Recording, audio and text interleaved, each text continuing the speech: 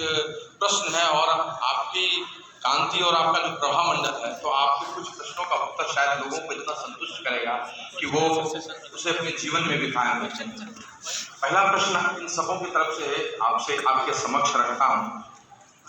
जिन युवाओं को आपने अभी प्रस्तुत किया अपनी बातें, वो सब बहुत एनर्जी से भरे हुए हैं, लेकिन थोड़े एग्रेसिव भी हैं। आज के युवा थोड़े आक्रामक भी हैं। मुझे याद है 1 जुलाई के आपके इंस्टा में आपने बड़ा अच्छा रिपोर्ट दिया था कि life is a game, if you want to win it game you have to become patience. तो इस धैर्य की कमी है, आप क्या संदेश देना चाहेंगे युवाओं को? आई थिंक जो बिल्कुल मैंने इसीलिए कोट लिखा था कि आज धैर्य की बहुत कमी है। मैं हमेशा कहती हूँ कि आज के युवा के लिए कि जोश बहुत है, जोश तो इतना कि दुनिया बदल देंगे, पर होश नहीं है, होश की बहुत कमी है। तो ये होश के लिए मैं कथा में भी ये बात कहती हूँ कि कोशिश करिए अपने घर के बुजुर्गों के साथ बैठिए। हमें समझ में नहीं आता कि छोटी सी चीज़ कितना बड़ा बदलाव ला सकती है, क्योंकि पहली चीज़ तो आपके बुजुर्गों के पास ज़िंदगी की ऐसी सीख है जो आपको गूगल कभी नहीं दे सकता। वो आपको उनके साथ बैठकर ही मिलेगी। लेकिन उसके साथ धैर्य कैसे आएगा?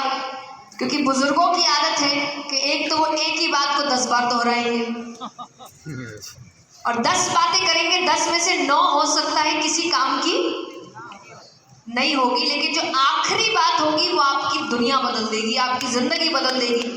पर उस आखिरी बात के लिए आपको 9 बातें सुननी पड़ेगी। एक अच्छी ताली होनी चाहिए, इससे अच्छा उत्तर हो नहीं सकता है।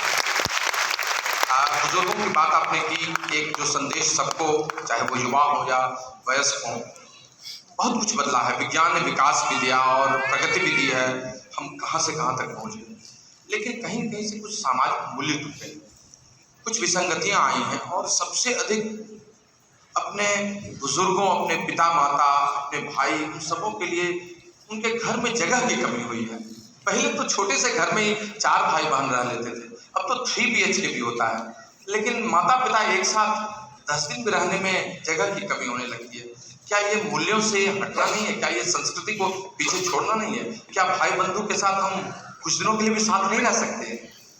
पर जैसा मैंने एक पॉइंट पे ही कहा था कि हम ये बैलेंस भूल जाते हैं कि आप जब इतना लग जाते हैं काम में कि आप वो रिलेशन बनाना भूल जाते हैं, फिर अचानक से आपको जब उनका सामना करना पड़ता है तो आपको ऐसा लगता है कि अरे ये कैसी नई दुनिया में आ गए।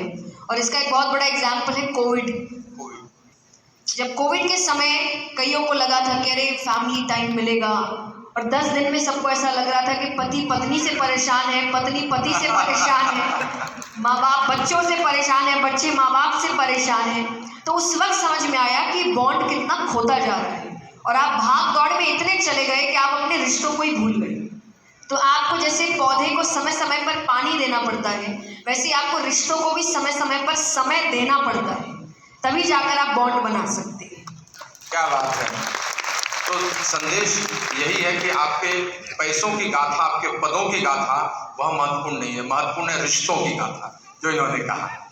एक और बड़ा प्रासंगिक चीज़ है, हम लोग हमेशा बोलते हैं, कोटेशंस में भी है, गीता में भी है, कर्मण्येवाधिकारस्ते मा फलेषु, सब अच्छा लगता है, लेकिन कर्म पर ध्यान देने के बजाय फल पर ही ध्यान होता है, इफेक्ट पे ही लोगों का ध्यान होता है, एंड स्पेशली यूथ बिजनेसमैन।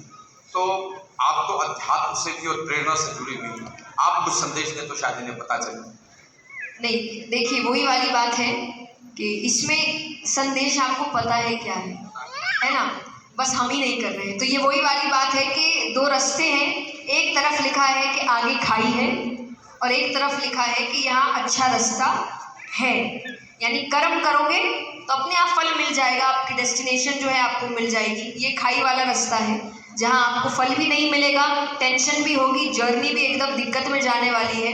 अब चलना नहीं चलना तो आपके ऊपर ही है, क्योंकि ज़बरदस्ती तो भगवान ने ही नहीं करी, क्योंकि ज़बरदस्ती से ही बदलाव आता तो शायद महाभारत का युद्ध ही नहीं होता। दुर्योधन को 2 थप्पड़ मारते कि भाई ये काम नहीं करना, तो हाथ पकड़ के तो आपको चला नहीं सकते। अगर आपको पता है ये दवाई लेने से मेरा बुखार चला जाएगा, तो उस दवाई को देखते रहोगे लोगे नहीं तो बुखार जाने वाला नहीं। So you can take it. कहने का मतलब है कि बिना कर्म के आपको कुछ मिलने वाला नहीं और वही आपको फल देगा। और जया जी ने अपने सारे इंस्पिरेशंस में भी और अपनी स्पिरिचुअलिटी में भी कहा है। तो बस युवाओं के साथ हमें भी उस तरफ लग जाना है। 2-3 मिनट और लूँगा। एक एंटरप्रेन्योरशिप हम लोगों ने इतना बड़ा सेशन किया, बिजनेस इन बिहार ने इस बदलाव के बारे में बोला, मैंने उद्यमिता की भी चर्चा की और आप भी हमेशा देखते होंगे। लेकिन मध्य वर्ग, विशेषकर मध्य वर्ग, नौकरी के लिए ज़्यादा लालायित है बशर्ते की उद्यमिता की। शायद संघर्ष शुरू में करना पड़ता है, कुछ लोगों को सामाजिक प्रतिष्ठा का भी डर होता है। तो आप तो स्टेज से हमेशा बोलती रही हैं, बिहार के लिए उद्यमिता पर आपका क्या संदेश है? मुझे ऐसा लगता है बिहार ने बहुत कुछ दिया है देश को और अब शायद बीच में वो थोड़ा सा शांत हो गया है, तो वापस से एक्टिव होने की ज़रूरत है और बदलाव लाने की ज़रूरत है। क्योंकि मुझे ऐसा लगता है कि जितनी मेहनत, जितना पैशन यहाँ पर है उतना शायद ही कहीं पर होगा। और अगर सच्ची में कहते ना कि बिहार के लोगों के दिमाग में कोई बात अटक गई तो फिर तो वो दुनिया बदल के ही छोड़ते हैं। फिर तो हुंकार है, जय बिहार। पढ़ाई तो अटकनी बंद हो गई है कुछ देर से, तो वापस से थोड़ा सा बिहार जागे और देश को आगे ले जाए। तो जैसा आपने एग्जैक्टली कहा कि जॉब चाहिए पर ध्यान से कहीं ज़्यादा अच्छा होगा अगर आप जॉब देने पे ध्यान अपना एकत्रित करें कि हमें काम करना है। जैसा मैं हमेशा कहती हूँ कि आपके घर में जब गंदगी हो जाती है तो साफ आपको ही करना पड़ता है, पर देश के समय हम ये बात भूल जाते हैं। देश दूसरों का हो जाता है, घर हमारा हो जाता है। देश भी आपका है, तो अगर आपको कोई चीज़ लग रही है कि इस चीज़ की कमी है तो घर बैठे बैठे ये सोचना कि वो कमी कोई और पूरा कर दे, इससे अच्छा खड़े होइए और उस कमी को ठीक करने के लिए खुद काम करें। आपसे ही शुरू होता है। क्यों भरोसा करते हो गैरों पर जबकि चलना है खुद अपने पैरों पर। और सामाजिक प्रतिष्ठा भी बखूबी है। हमारे राष्ट्राध्यक्ष पूरे विश्व में घूमते हैं, न सिर्फ राष्ट्रपति से मिलते हैं बल्कि उस देश के प्रमुख व्यवसायी से मिलते हैं, चाहे यहाँ की बात हो या कहीं की बात हो। सो आपको करना है। अंत में आज हमें आपके साथ बहुत देर बैठने का मन था, लेकिन मुझे पता है कि आपको ऊंची उड़ान भरनी है और बहुत सारे लोग आपका कहीं और भी इंतजार कर रहे हैं। लेकिन जाते जाते बिहार के लिए कोई एक अच्छा सा संदेश कि बिहार फिर से वही हो जाए जो आर्यभट्ट की नगरी थी, चाणक्य की थी, चंद्रगुप्त की थी, जहां हम लोगों ने सब कुछ देखा है।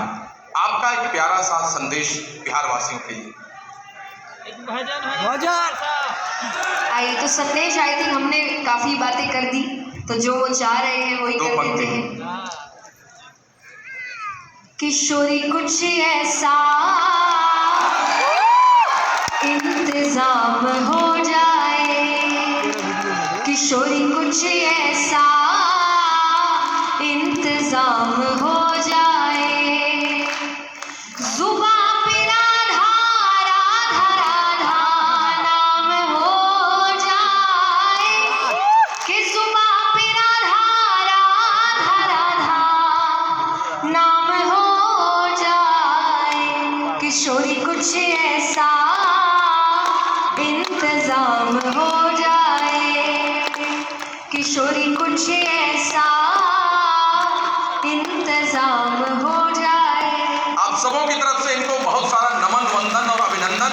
और आपने यहाँ आकर हमें कृतकृत्य कर दिया। हम हमेशा आपको याद रखेंगे और बहुत जल्दी फिर इस बिहार की धरती पर बुलाएंगे। धन्यवाद और एक जोरदार